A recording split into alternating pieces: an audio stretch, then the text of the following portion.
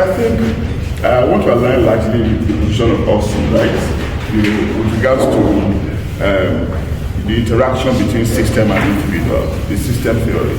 It reminds me of those who are rightly anyway, based on their own conviction, their own agitation for constitutional change. And I put the argument that we rather need attitudinal change or beyond before constitutional change, because you can change the constitution 100 times, and if those who are operating the constitution are still deficient in character and attitude, of course, it will take us nowhere. Fantastic.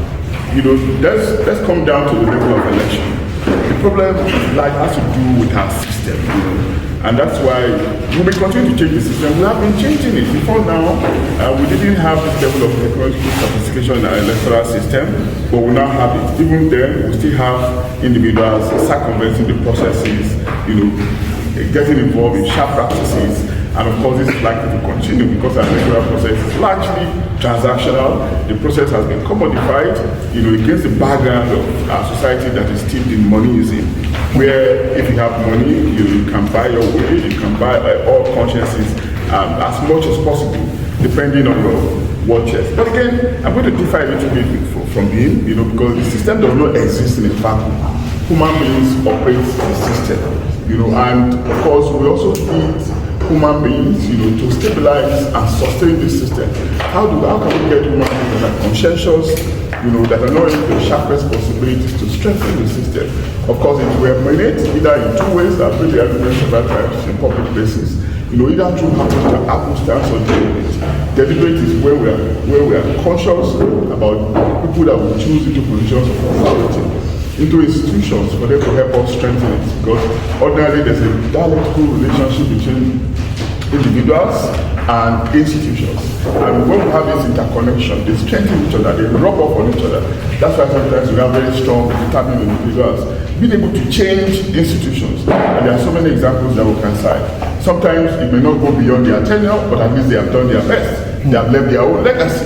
If we are very deliberate, careful, like Dr. Badi has been arguing about people that man positions of authority, you will see them making long-lasting effect in institutions and strengthening it for our sake. And not just through appointment, but also be through the political process. If we are much more conscious about those who get into positions of authority on the basis of pedigree, although I know that politics has nothing to do with rationality, has nothing to do with reason. Sometimes politics can be very stupid.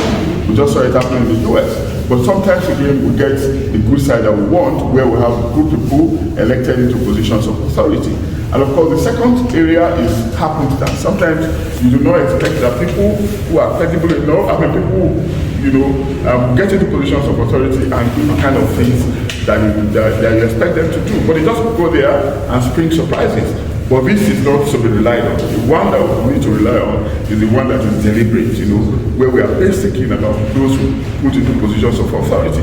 And of course, we can have these individuals, because of their strong character, they're able to rub off properly on the institutions and help us to sustain it in the way in which the system that Austin is talking about can be sustained. And of course, when you have a system working through institutions, the factor of the human being becomes minimal, becomes reduced, and its ability to manipulate the system will be largely inconsequential, if not impossible. Then again, it's also very important for us to look at the system that are often regarded as a third party that come in to help us regulate or adjudicate the process when we have people interested in litigating it, the judiciary. There are many lawyers here, excellent ones and that. But from my own point of view, we also often make the decision between judgment and justice, between moral justice and social justice, between legal justice and moral justice, and of course between truth and justice. Most of the time what we have after election is that we have justice, but we do not have the truth. We have judgment, but we do not have justice. And we see it happening. Things that tend to offend our sense of reasoning. And of course, unfortunately or unfortunately, it's something that we do not want to say, but we have seen the reputation of very respectable profession being diminished on account of the kind of adjudication that they administer in the electoral process. So we know that they are very critical, and of course arguments have been made about their ability, they are being part of the system. We agree, we are not disputing that, but we are once again asking that there should be much more consensus, distinguishing between just judgment and justice, between truth and justice, because when we consistently have judgment flying in the face of reality, flying in the face of truth, of course, our sensibilities are offended, and of course, their reputation is diminished before us. This is not what we expect of a salutary, historical, traditionally respectable profession that law is. So, having said that, I think previous speakers have also said all the right things that I agree with. But again, our focus has to be on the system. Otherwise, we'll talk from now until 2027. Right, when another election will hold, and of course we'll still see ourselves repeating the same thing, and we will not be making progress. I rest my case. Thank you.